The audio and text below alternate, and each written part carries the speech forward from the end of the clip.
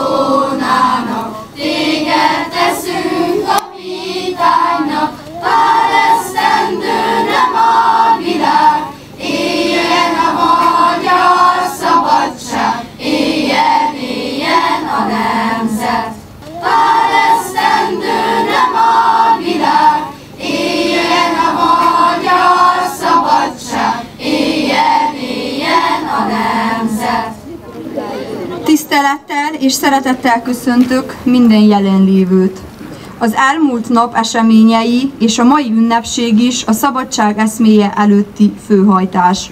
Arra a 176 évvel ezelőtti napra emlékezünk, amikor a magyar nemzet írói, költői nem csak szavukat emelték fel, hanem a tettek mezeire léptek azért, hogy megszülethessen a magyar szabadság. Áldozathozatal nélkül soha nem terem gyümölcs, az áldozatokat hozó hősök előtt tisztelgünk, megköszönjük példaértékű kiállásukat, bátorságukat. A múlt tanulságai nélkül nem teremthetünk élhető jövőt, márpedig ez a feladatunk, hogy biztonságos jövőt teremtsünk az utánunk jövőknek. Főhajtásunk legyen méltóságteljes és felemelő mindannyiunk számára. Megemlékezésünk első momentumaként a székelyföldi magyar szablyavívó iskola tagjai tisztelegnek a forradalom hősei előtt. Szablyavívóink nem csak annak a fegyvernek a kórhű másolatát forgatják, amellyel őseink a szabadságharcot vívták, de azokkal a mozdulatokkal is.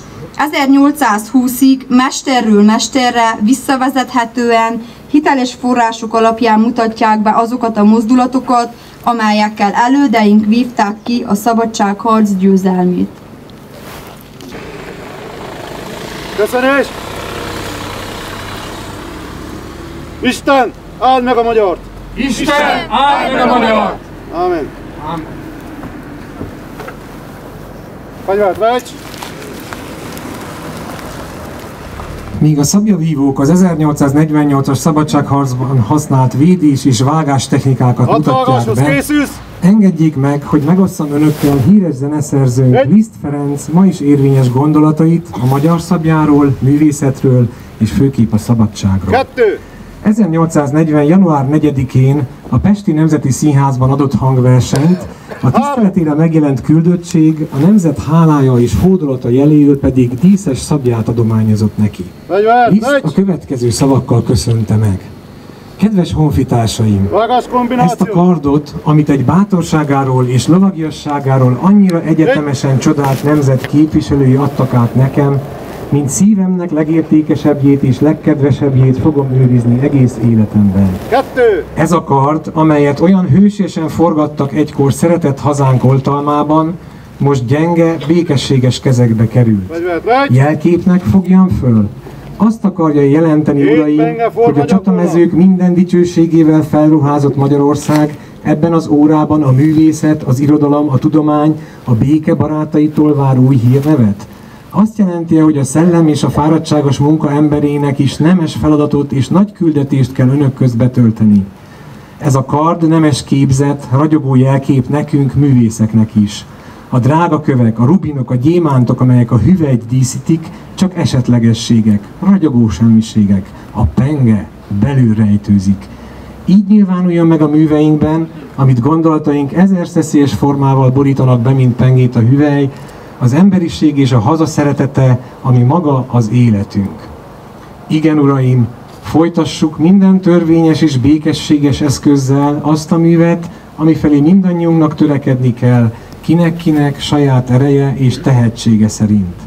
És ha valaha, bárki legyen az, igazságtalanul, erőszakkal próbálná, hogy bennünket ezek beteljesítésén megakadályozzon, akkor, uraim, ha szükséges, kardjaink még kiröppenhetnek hüvelyükből, rozsda még nem lette be őket, és csapásaik épp olyan rettenetesek, mint valaha voltak. Magas kombinációk, lépésből, állás! Egy!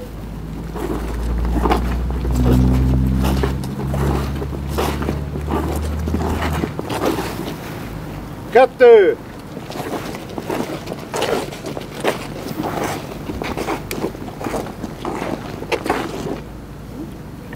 Bevet! Fegyvert vegy! Köszönés! Isten, áld meg a magyar! Isten, áld meg a magyar! Ámen. Fegyvert vegy! Jobbra hát! Levonul!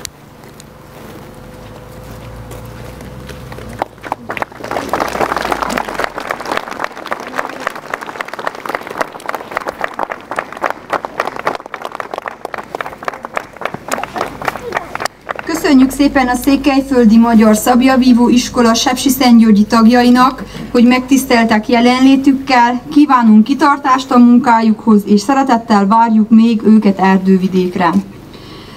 A folytatásban Kossuth nóták következnek, a Baróti Gál Mózes Általános Iskola diákjainak előadásában, irányítójuk Attil Zsuzsanna zenetanár.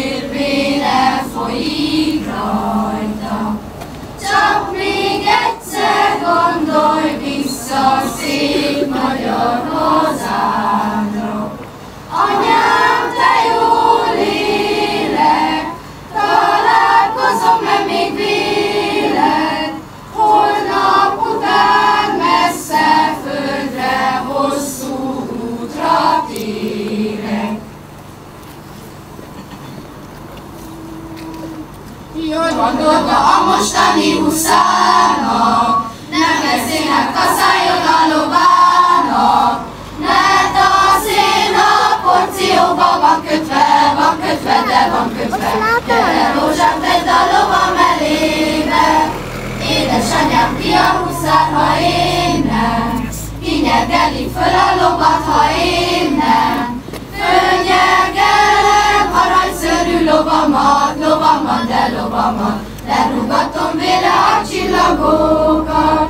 Kesely lovam nyerített a csatába, másfél lábát éles golyó találta.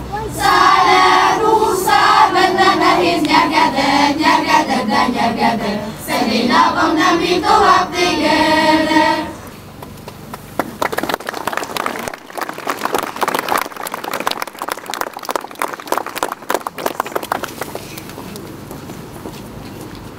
Köszönjük szépen a gyerekeknek és az irányítójuknak egyaránt. Az ünnepi beszédek sorát Demeter László muzeológus, Erdővidék Múzeumának vezetője nyitja meg, kérjük ossza meg velünk múltidéző gondolatait.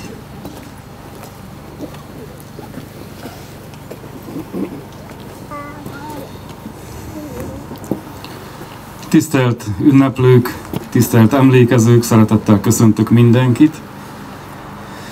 Nem hiába gyűlünk ide erre a csatatérre, most már több évtizede. Az én emlékezetem 34 évre tekint vissza az ünneplések terén, akkor, amikor az első március 15-én 1990-ben legalább 3000 erdővidéki sereg lett ide. Valószínű, hogy önök közül is többen vannak, akik akkor itt jelen voltak, és egy önfelett ünneplésnek lehettünk részei, és örülök neki, hogy hagyomány lett ebből, és most már 34. alkalommal ünnepelhetünk és emlékezhetünk. Nem előzmény nélküli az elmúlt 34 esztendők ünneplése, hiszen 1901-ben itt az útnak a túlsó felén, ahol a kopjafa van, az előttünk járó eleink egy szép emlékművet, egy emlékoszlopot állítottak, amelyen körülbelül az a szöveg állt, ami a hátam mögött levő emlékművön is van, hogy a köpeci csatatéren elvérzett honvédek emléke. És hogy miért mondom, hogy itt csatatér van, 1848-49-ben Erdővidék és ezzel együtt Háromszék rendkívüli módon kivette részét a hazai és a magyar szabadság védelméből. Nem kívánok belemenni itt hosszasan ismertetni az általános eseményeket, de azt tudni kell, hogy 1848 végére, novemberére a császári hadak, akik a magyar szabadságharcot le akarták verni, el akarták tiporni, majdnem egész Erdélyt elfoglalták. Leverték a magyar csapatokat. Nagyon sokan elmenekültek az ország belső részébe. Egyedül a kicsi Háromszék állt ellen. És Pukner Antal generális levélben feltétel nélküli megadásra szólította fel az ellenálló Háromszéket és Bardot fiúszéket, amely udvarhelyszékhez tartozott akkor. És a sokunk által ismert események ekkor zajlanak, ugye az Agyagfalvi Székely Nemzeti Gyűlés után vagyunk, hogy a szék vezetői Sepsiszentgyörgyön, a székházában, később megyeháza, ugye a mostani Gábor Áron teremben összegyűlnek, és tanácskoznak. Vannak aggályoskodó hangok, hogy egy egész nagy császári armádiával egy ilyen kicsi háromszéki erő nem tud eredményesen szembeszállni.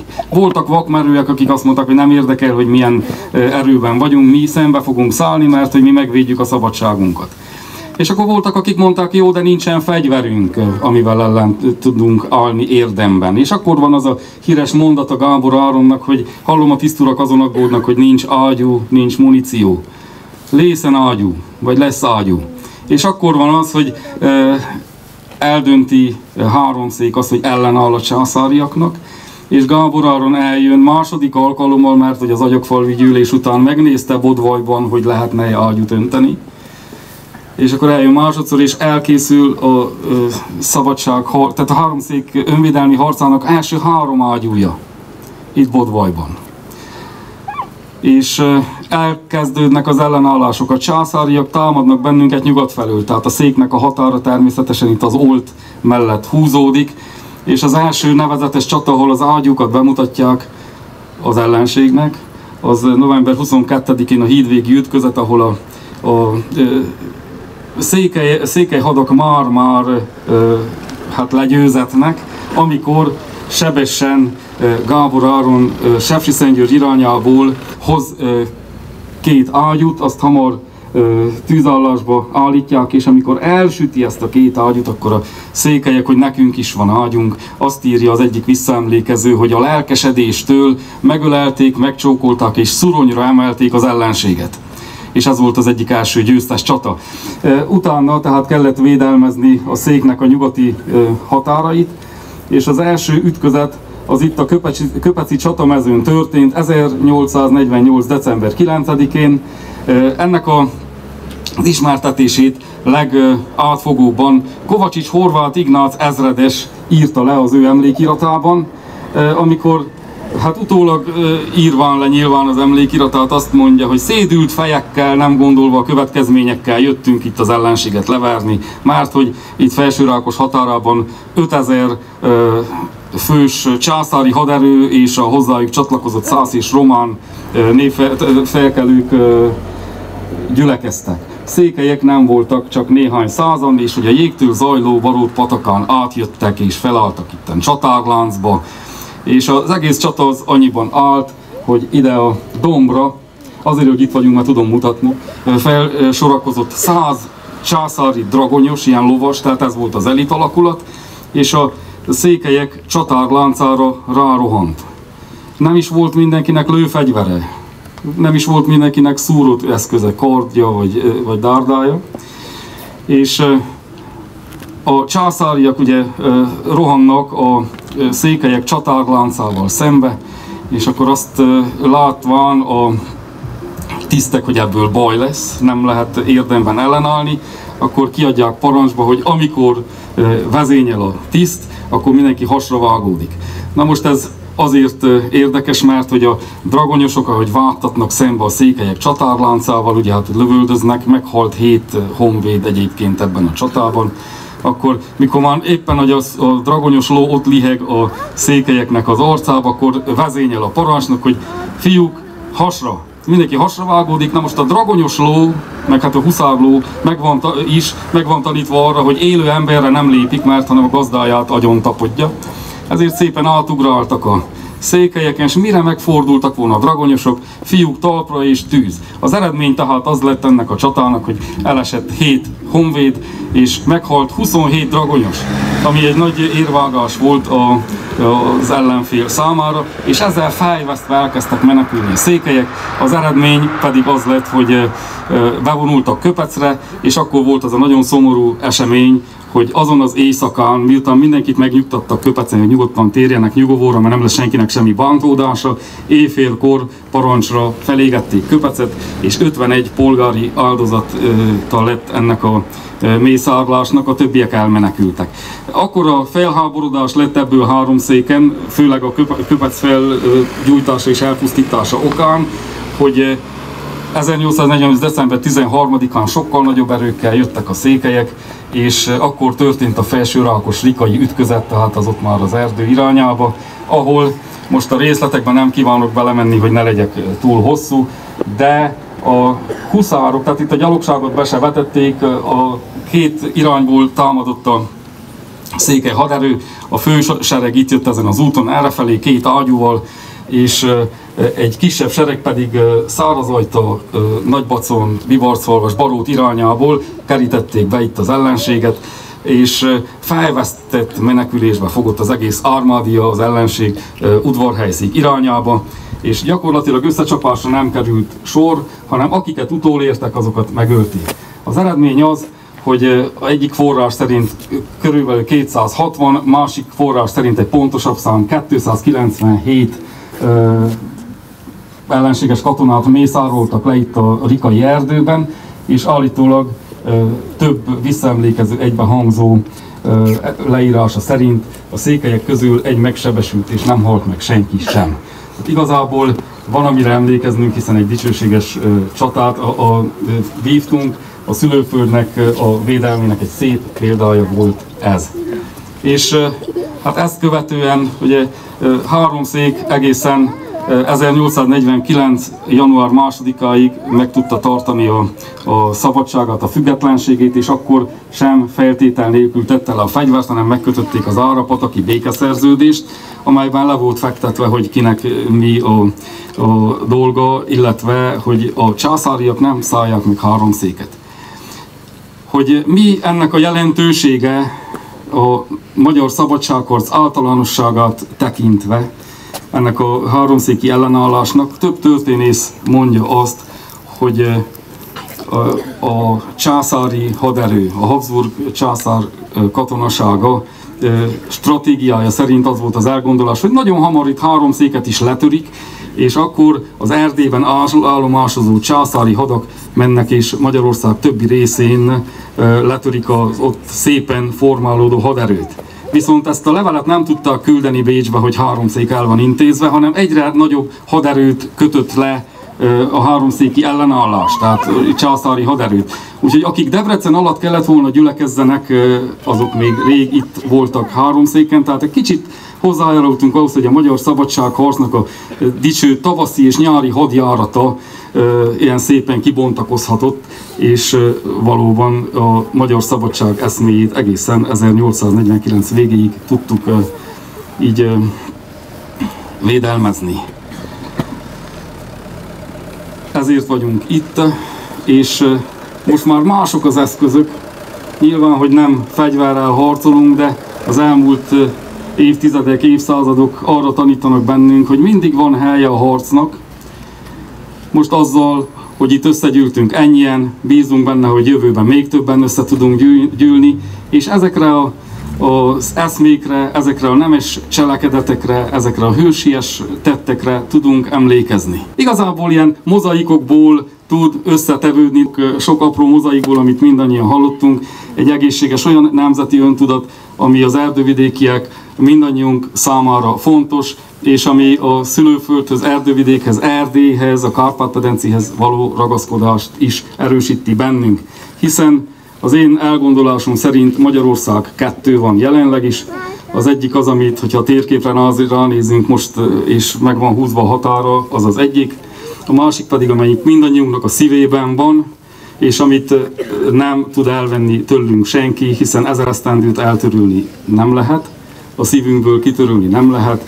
Ennek az országnak a határai Dévénynél, a Lomnici csúcson, Vereckénél, a keleti Kárpátokban, a déli Kárpátokban leegészen Fiuméig húzódik, és ezt nem senki ellen gondoljuk, hanem saját magunk mellett, a saját nemzeti büszkeségünk, a saját kultúránk mellett. Erre és az 1848-as szabadságharc eseményeire, a magyar forradalom kitörésére emlékezünk itt, most. Éljen a magyar szabadság, éljen a haza!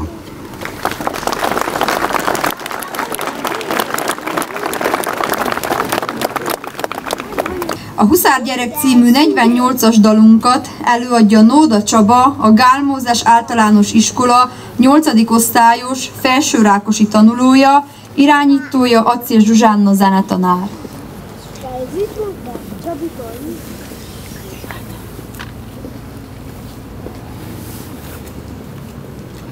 Huszár gyerek, szereti a táncot, az oldalán csörgeti a kardot. Ha csörgeti, hadd csörgesse penge sarkantyúja, Kossuth Lajos verbunkja, a muzsikáltatója. Falu végén szépen muzsikálnak, oda hívnak engemet is magyar katonának. Be is állok a verbunkba, ha már verbúválnak. Elmegyek a pajtásimmal, vitéz regrutálnak. Szép a huszár felül a lóvára, aranymente a hátára, kard az oldalára. Virágcsokor a csákóján, úgy megy a csatába. Ne sírj, rózsám, megtérek még a szabad hazába. Virágcsokor a csákóján, úgy megy a csatába. Ne sírj, rózsám, megtérek még a szabad hazába.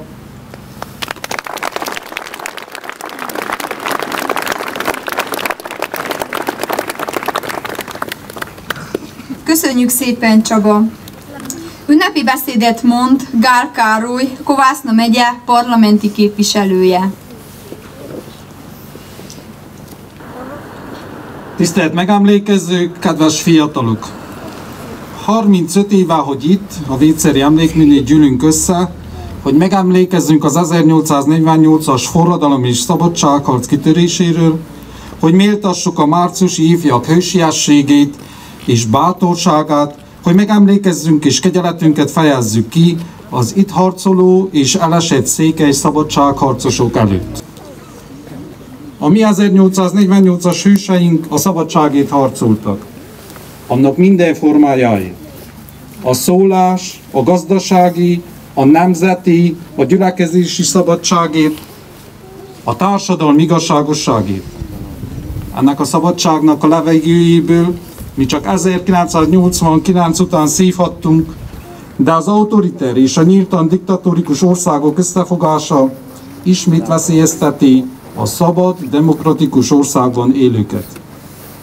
Nagyobb baj, hogy szűkebb hazánkban, felbuzdulva a demagógián, a szélsőséges nacionalizmuson, a vallásos türelmetlenségen, az idegengyűlöleten, politikai párba tömörülve, már nem csak az Úrzvölgyi katonatemető kapuját döntik be, hanem a parlamentbe is üvöltözve a kedvenc jelszavuk az, hogy ki a magyarokkal az országból.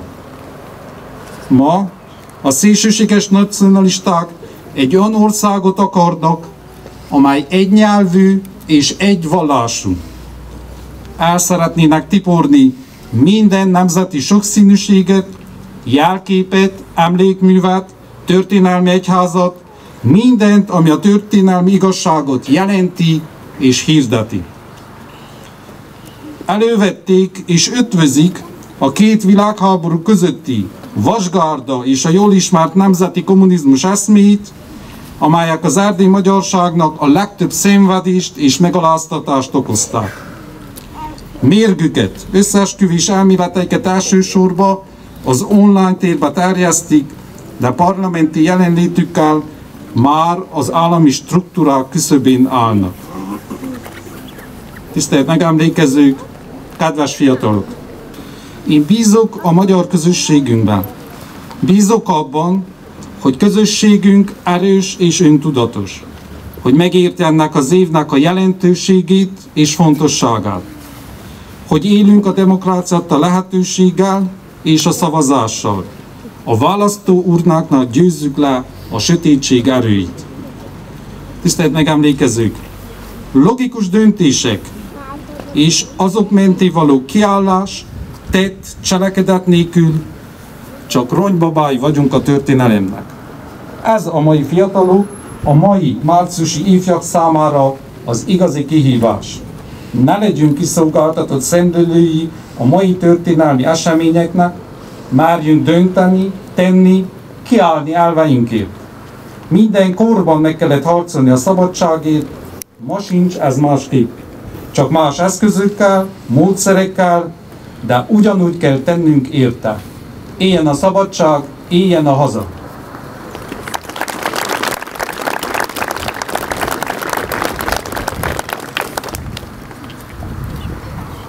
Köszönjük szépen, képviselő úr!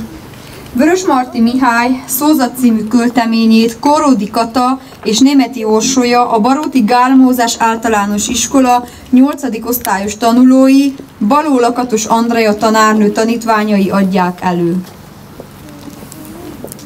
Vörösmarty Mihály, Szózat. Hazádnak rendületlenül légy híve, ó magyar. Bölcsőd az, s majdan sírod is, mely ápol, s eltakar. A nagyvilágon kívül nincsen számodra hely. Áldjon, vagy várjen sors keze, itt élned, halnod kell. Ez a föld, melyen annyiszor apáid vére folyt. Ez, melyhez minden szent nevet egy ezredév csatolt. Itt küzdenek honért a hős Árpádnak hadai, itt törtek össze Rabigát, Hunyadnak karjai. Szabadság, itten hordozák véres zászlóidat, s elhultanak legjobbjaink a hosszú harc alatt. És annyi bal szerencse közt, oly sok viszály után, megfogyva bár, de törve nem, él nemzete hazán. S népek hazája nagyvilág, hozzád bátran kiállt. Egy ezredévi szenvedés kér éltet vagy halált. Az nem lehet, hogy annyi szív hiába ont a vért, s keserben annyi hűkebe szakadt meg a honért. Az nem lehet, hogy ész, erő és oly szent akarat hiába sorvadozzanak egy átoksúly alatt. Még jönni kell. Még jönni fog egy jobb kor, mely után buzgó imádság epedez 100 000 ajakán. Vagy jönni fog, ha jönni kell, a nagyszerű halál, hol a temetkezés fölött egy ország vérben áll. S a sírt, hol nemzet süllyed el, népek veszik körül, az ember millióinak szemében gyászkönyv ül. Légy híve, rendületlenül hazádnak, ó magyar! Ez éltetőd, s ha elbukál, hantyával ezt akar. A nagyvilágon kívül nincsen számodra hely. Áldjon, vagy verjen sors keze. Itt élned, halnod kell.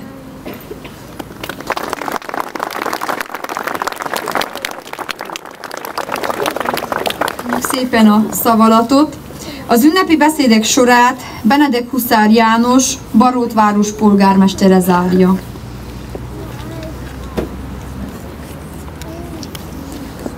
Testvéreim és barátaim, mély tisztelettel köszöntök mindenkit, aki az idén is eljött Erdővidék központi ünnepségére, ahol emlékezzünk a 48-49-es forradalomról és szabadságharcról.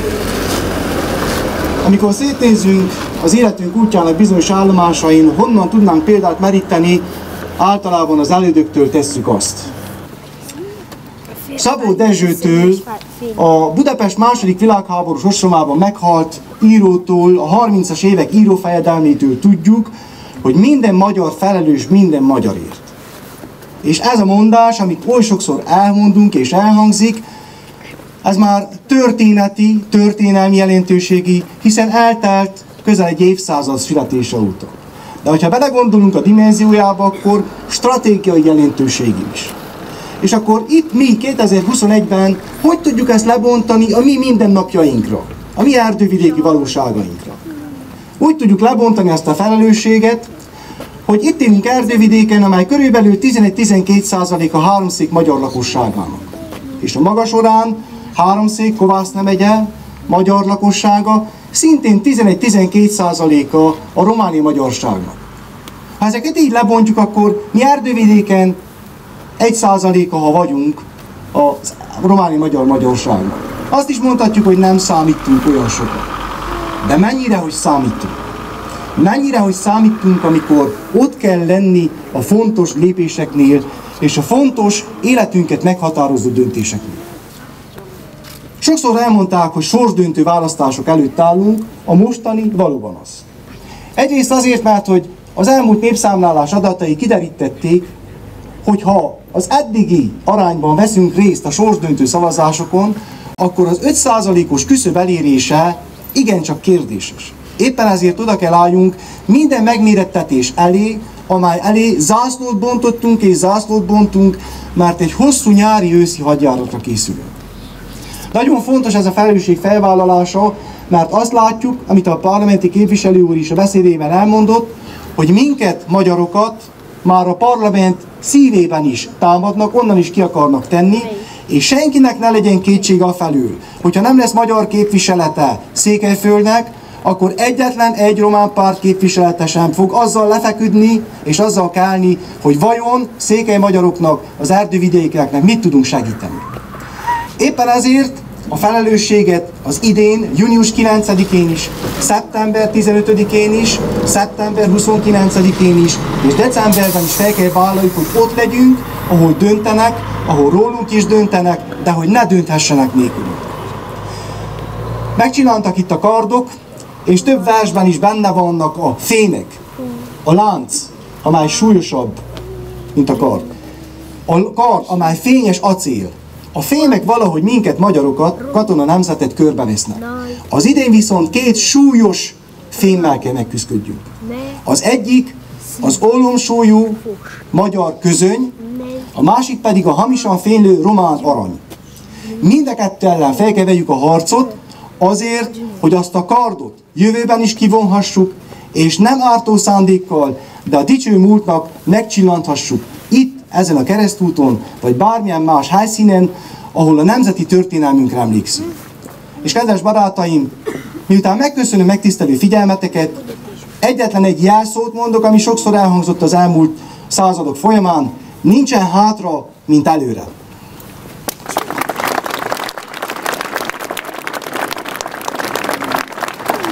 Köszönjük szépen, polgármester úr! Ünnepségünk vége felé közeledve a Kormorán Együttes Nemzeti Dal című énekét a Baróti Gál Mózes Általános Iskola diákja adja elő, szóló éneket énekel Nóda Csaba.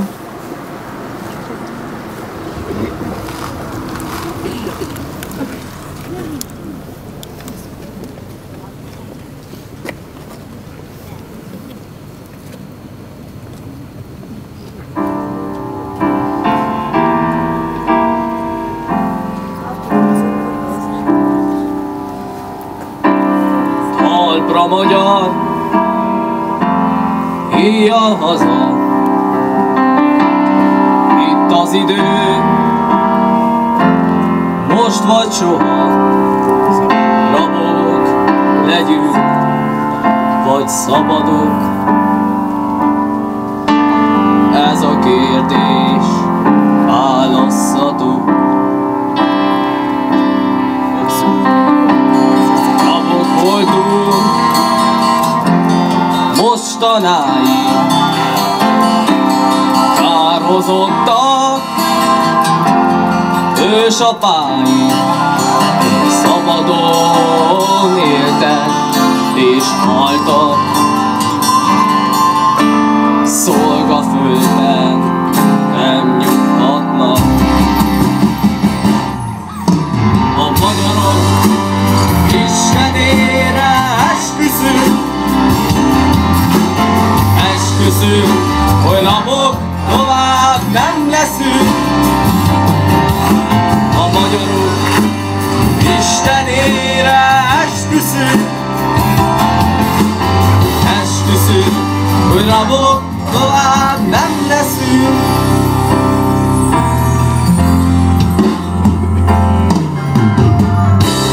Sehonnan ég bitangámber, ki most ha kell, halni nem mer. Drágám, mondj életet, mint a haza becsülete. Fényesebb a láncnál a kar, jobban ékesíti a kar, és mi mégis láncot hordunk. Ide velem, régi kardunk. A magyarok Istenére esküszünk, hogy rabok tovább nem leszünk. A magyarok Istenére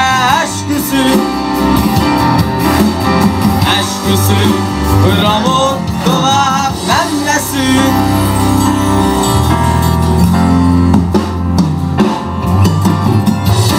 A magyar nép megint szép lesz, méltó régi nagy híréhez.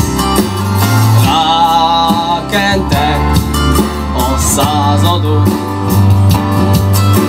lemossuk a gyalázatot. A sírjaink domborulnak, unokáink leborulnak, és áldó imádság mellett mondják el szent neveikkel.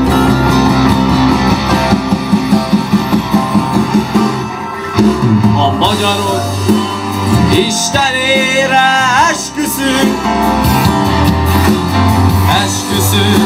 hogy rabok tovább nem leszünk.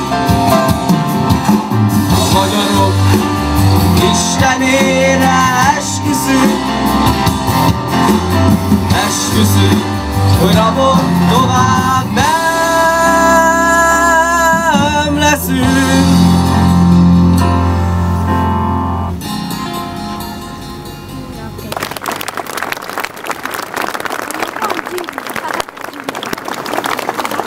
Köszönjük szépen a gyerekeknek és az irányítójuknak egyaránt. Ünnepi megemlékezésünk keretében imát és áldást nagy tiszteletű László Bencédi Zsófia, baróti unitárius lelkésznő mond.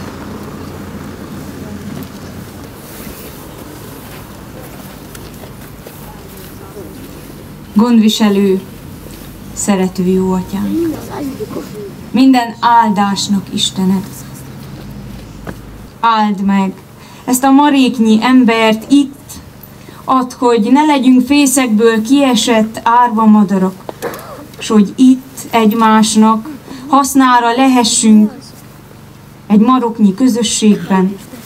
Add, hogy szeretetben tudjunk élni, összefonódva veled, Istenünk.